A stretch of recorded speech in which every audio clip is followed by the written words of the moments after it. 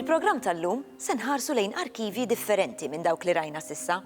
Fost l-arkivji fil-Gżejjer Maltin insibu dak li fil-passat kien magħruf bħala ir-Reġistru Pubbliku, jew b'mod iżjed popolari l-insinwa. X'tip ta' dokumenti insibu f'dan l-arkivju?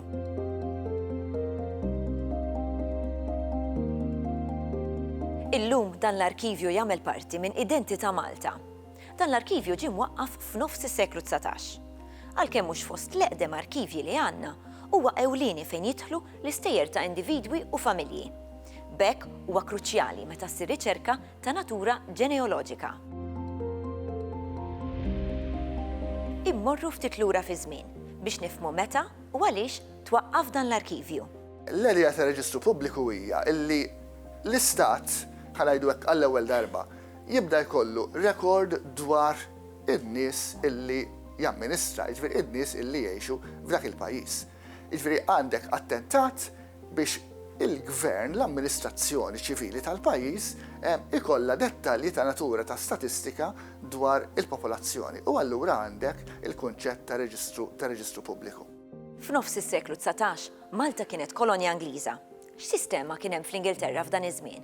Pajjiż bħall-Ingilterra kien diġà pjuttost avvanzat f'dawn l-affarijiet, jiġifieri kellek il-kunċett oriġinali kemm f'pajjiżi Kattoliċi kif ukoll f'pajjiżi Protestanti bħall-Ingilterra illi l-Knisja iżżomm ir-records tal-persuni. Il-Knisja żżomm rekord tat-twelid, taż-żwieġ, tal-mewt, ta' aspetti oħra mill-ħajja reliġjuża. Imma mbagħad pajjiżi bħall-Ingilterra fejn ir-reliġjon, il-Protestantiżmu kien waqa' iktar taħt l-istat mill-Kattoliċiżmu, il-Kattoliċiżmu baqa' iktar indipendenti ħanajdu hekk. L-istat beda jidħol u nnifsu f'dawn l-affarijiet. U allura pajjiż bħall-Ingilterra huwa fost tal-bidu illi ħassib daw it-tip ta' records miżmumin. Bil-mod beda jinħassi l-bżonn li din l-informazzjoni tibda tinġabar ukoll f'Malta. F'Malta il-Reġistru Pubbliku twaqqaf, jiġifieri beda effettivament jinsabu records ħanajdu hekk fl-1863. Jiġifieri mill-1863 il-qudiem jibda jkollok ir-reġistrazzjoni ta' dawn id-dati importanti ħansejħulhom hekk fil-ħajja tal-persuna. Primarjament ċertament it-twelid li kienu kollha reġistrati. F'dan l-arkivju insibu reġistrazzjonijiet differenti. Inħarsu lejhom fid-dettall. Nibdew b'dawk ta' twelid. Fl-antik il-reġistrazzjonijiet tat-twelid kienu jsiru fl-assess tal-pulizija. Jiġifieri min kien joqgħod f'villaġġ kien imur l-asta tal-pulizija tal-villaġġ min ikellu tarbija u jagħmel ir-reġistrazzjoni hemmhekk. Fl-1997 inqalbet is-sistema u sar il-reġistrazzjoni bdiet issir ir-Reġistru Pubbliku. Bażikament persuna li jkollu tarbija jiġi r-Reġistru Pubbliku, l-Uffiċċju tar-Reġistru Pubbliku u jagħmel in-notifikazzjoni hemmhekk. Illum fl-2018 ftaħna l-uffiċċju wkoll Mater Dei u daħlu wkoll sistemi teknoloġiċi. Jiġifieri fejn inti qabel kellek tradizzjoni li jkollok tarbija u wieħed mill-ġenituri jmorru biex jirreġistraw u jagħmlu notifika, illum tista' mill-kumdita tad-dar tiegħek tagħmel notifika online jew inkella kif titwilet it-tarbija tinżel l-uffiċċju tal-Reġistru Pubbliku Mater Dei u tagħmel in-notifika hemmhekk. L-informazzjoni flat bażikament jekk tara s-snin kollha mill-bidunet tal-Reġistru Pubbliku sal-lum baqgħet pratikament l-istess. Waħda mill-affarijiet li tinnota li nbidlet kienet qabel kienu jsaqsu għal xogħol jew il-professjoni tal-persuna li kienet qed tirreġistra jew tal-parents. Ħaġa li nbidlet ukoll illum m'għandekx ikollok father u mother imma jkollok parent. Għajt m'hemmx distinzjoni tal-misrom imma kull persuna tidher parent u parent. Il-bqija kollox l-istess. Fattur interessanti li ma ssibix fid-dinja kollha, l-att Malti għandu dak li jgħidulu names given and names to be called. In-names given huma dawk l-ismijiet li l-ġenituri jixtiequ jagħtu lit-tarbija li ma jidhrux fuq il-dokumenti uffiċjali. Pereżempju, jekk inti tajt ċertu smijiet tan-nanna, tal-mamma, ta' xatt li tixtieq tiftakar, għandek imbagħad dawk li jgħidhom in-names to be called li jidhru fuq id-dokumenti uffiċjali. L-oħrajn ikunu miktubin fuq l-att. Insibu wkoll ir-reġistrazzjonijiet ta' żwieġ. Fil-każ ta' reġistrazzjoni ta' żwieġijiet, kif jaf kulħadd qabel kien hemm il-Knisja, jiġifieri żwieġijiet kienu jsiru l-Knisja u l-Knisja kienet tirreġistra żwieġijiet. F'Awwissu tal-1975 Iż-żwiġijiet bdew jiġu rreġistrati fir-reġistru pubbliku. Jiġifieri hemm tiddistingwi tliet tipi ta' żwiġijiet biex ngħidlek. Għandek iż-żwieġ reliġjuż li l-ċerimonja ssir fil-Knisja u l-proċess jibqa' għaddej u dak l-att li jiġi kreat fil-Knisja jiġi mbagħad irreġistrat mar-reġistru pubbliku. Għandek iż-żwieġ ċivili fej koppja ma tiżżewweġ il-Knisja tiżżewweġ barra l-Knisja inkluż illum fir-reġistru pubbliku stess, għandna kamra marriage room fejn wieħed jista' jiżżewweġ, għandek imbagħad l-unjoni ċivili fejn inti qed tiżżewweġ ukoll barra l-Knisja. Illum l-unjoni ċivili qed tinqata' ħafna għax m'hemmx distinzjoni bejn unjoni ċivili u żwieġ u dak li jkun imur jidħol żwieġ ċivili mal-ewwel. Bħala materjal li hemm fil-atti li jiġu kreati, bażikament l-istess, jiġifieri tul iż-żminijiet l-informazzjoni baqgħet l-istess. Ħlief nerġgħu naraw dejjem li tiġi mistoqsija il-professjoni, kultant kun il-professjoni jew ix-xogħol ta' min qed jiżżewweġ u wkoll kultant tax-xhieda wkoll. Il-bqija l-att baqa' pratikament l-istess tul iż-żminijiet. Ma jistax jonqos li jtniżlu wkoll dawk li ħallewna. Ir-reġistrazzjoni tal-mewt hija simili ħafna bħal reġistrazzjoni tat-twelid. L-istess fl-1997 qabel l-1799 il-reġistrazzjoni tal-mewt kienu jsiru fl-assess tal-pulizija. Illum hemm it-teknoloġija u baqgħet is-sistema biex ngħidlek tradizzjonali. Mela, dak li jkun jista' jiġi l-uffiċċju tal-Reġistru Pubbliku l-Marsa biex jagħmel notifika tal-mewt, jista' jagħmel in-notifika tal-mewt l-uffiċċju tal-Aġenzija Mater Dei, jista' wkoll jagħmel notifika tal-mewt online, jiġifieri bażikament m'għandekx għalfejn tiġi l-uffiċċju ma tagħmilha online. Hemm ċertu djar tal-anzjani li jekk iħallina anzjan f'ċertu djar partikolari, tista' ssir notifika hemmhekk u il-qraba ma jkollhomx għalfejn la online la jiġu reġistru pubbliku imma aħna naħdmu mad-djar tal-anzjani biex dawna jgħaddulna notifika u aħna nirreġistraw il-mewt. L-informazzjoni li titniżel hija pratikament l-istess. Li hemm interessanti, waħda mill-affarijiet li jinġabru fuq l-atti huwa il-kawża tal-mewt. Jekk inti tara l-kawża tal-mewt moderna hija pjuttost strutturata. Dan importanti għax tinġabar ċertu statistika u jsiru ċertu forecasts biex naraw il-bżonnijiet, mhux ir-Reġistru Pubbliku imma l-awtoritajiet tas-saħħa biex jaraw pereżempju l-bżonnijiet tas-saħħa tal-Maltin fil-futur. Fil-passat kienet naqriżjed biex ngħidlek primittiva, jiġifieri jkollok diskrizzjoni tal-persuna kif mietet jew x'ġara u x'ma ġarax, li tkun tikka iżjed grafika mill-diskrizzjonijiet li jkollok illum. Il-bqija l-informazzjoni pratikament l-istess bagħad.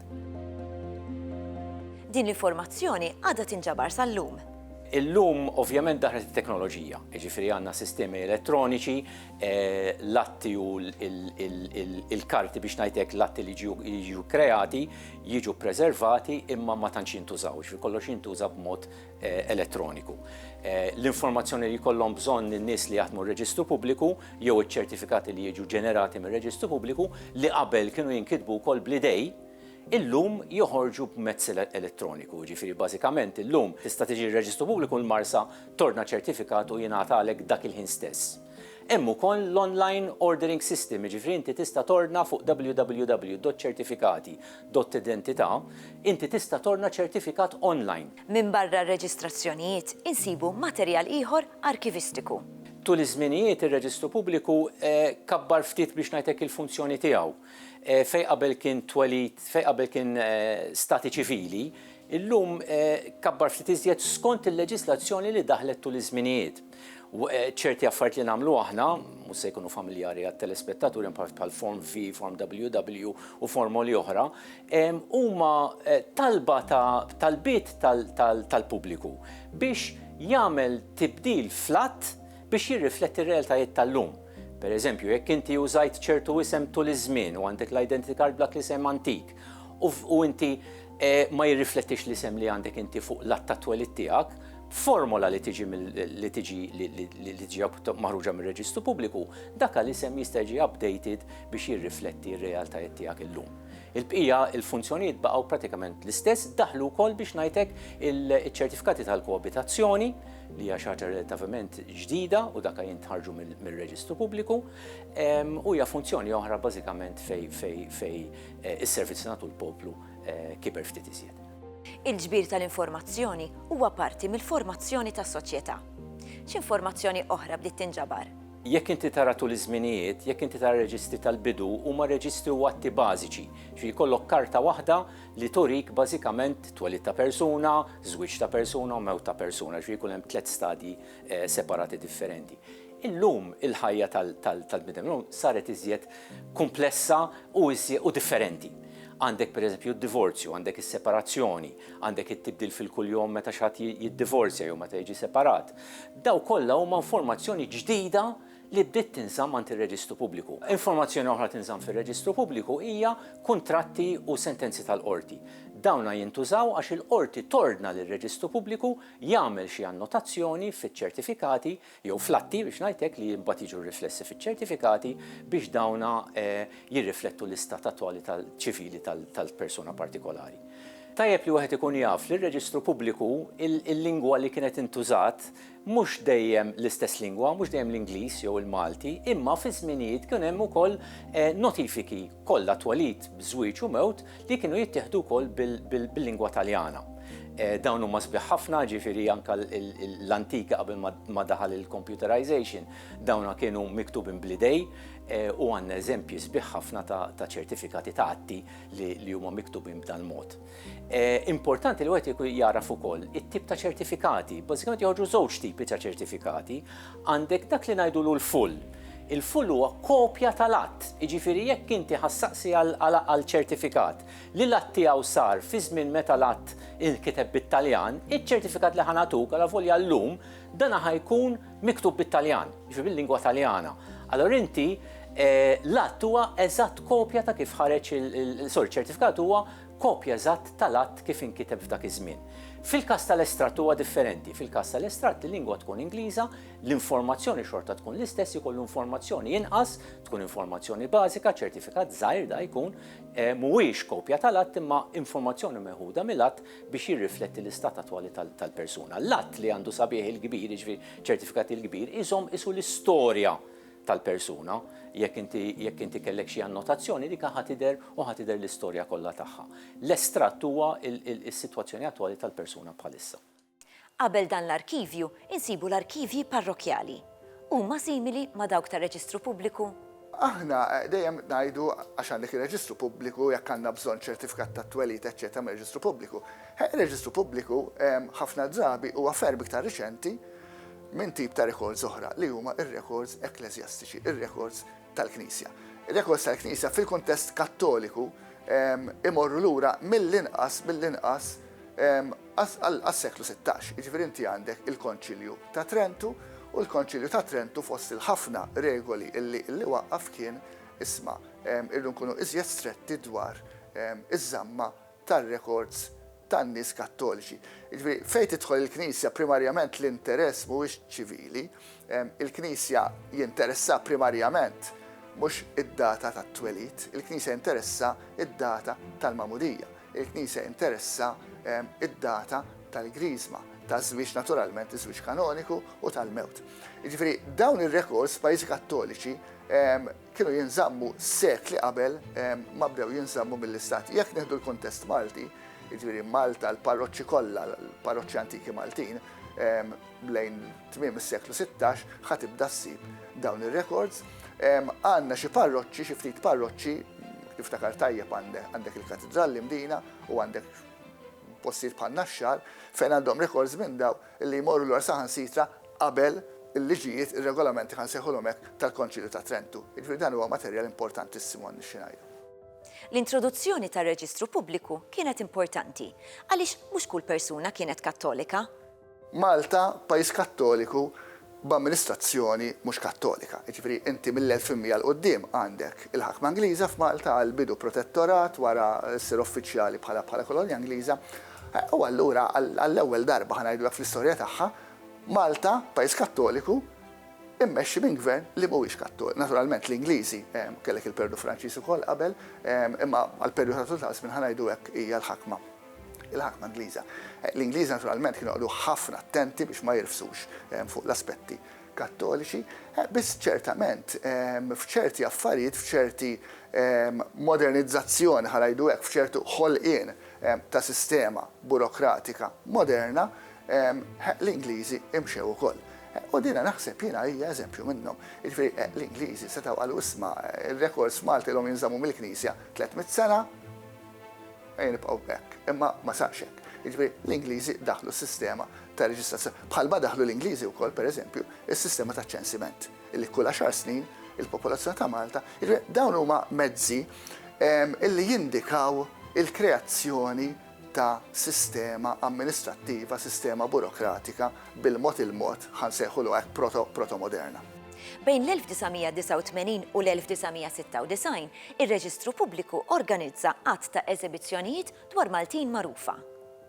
Inizjattiva interessanti li kienha ir-Reġistru Pubbliku, appuntu minħabba l-fatt tal-materjal li għandu, hija sensiela ta' eżibizzjonijiet illi kienu jikkommemoraw Maltin li ħallew isem.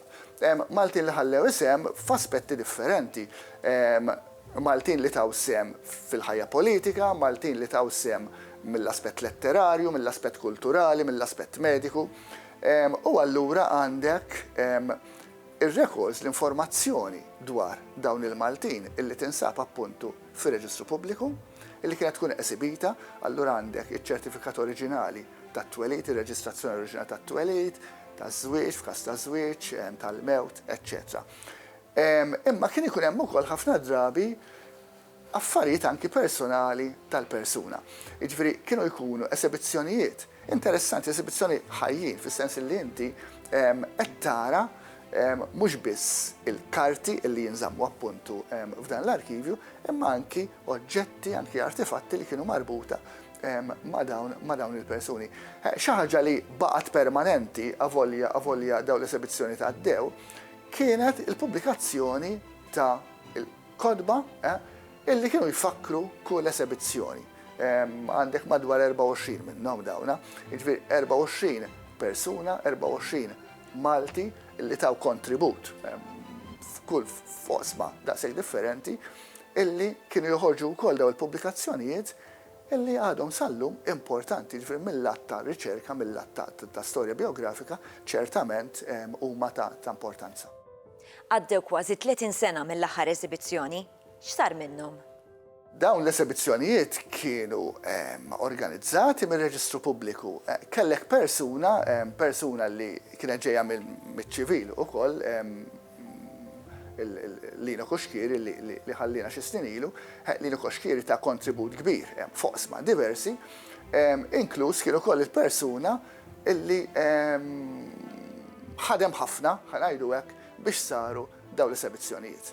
Jiġifieri kellek ir-Reġistru Pubbliku flimkien ma' Sur Lino Koxkieri illi ħadu ħsieb dawn l-esibizzjonijiet. Illum il-ġurnata nistgħu ngħidu li dan l-arkivju għadu jiffunzjona u mhux għal raġunijiet ta' riċerka biss. L-arkivju tal-Reġistru Pubbliku huwa arkivju inħobb ngħidu arkivju ħaj. U s-sabiħ tal-Reġistru Pubbliku huwa li inti qed taħdem f'ambjent storiku, imma fl-istess ħin qed tuża għodda moderna. Ma tantx għadna nużaw il-kodba tal-arkivju fiżiċi, ikun hemm okkażjonijiet mhux komuni meta jintużaw, għalfejn għax l-arkivji llum huma kollha digitized fis-sens li huma computerized. Inti jekk għandek bżonn ċertifikat tista' tellgħu fuq il-computer. Nisperaw, diġa qed naħdmu f'proġett u bdejna l-ewwel passi, nisperaw li fil-futur l-arkivji fiżiċi, fil-karti fiżiċi ikunu skanjati. Allura inti mhux ikollok l-informazzjoni li fihom latti, imma jkollok ukoll il-latt innifsu, skan tal-att innifsu biex inti tkun tista' taraħ fiżikament mingħajr ma tmiss il-kodba speċjalment dawk li huma antiki li jiġu ħandiljati b'ċertu attenzjoni. Bħalissa l-informazzjoni li fihom ir-reġistri kollha kemm dik antika li jmorru mill-1863 sal-lum huma kollha ġol-computer imma b'mod manwali.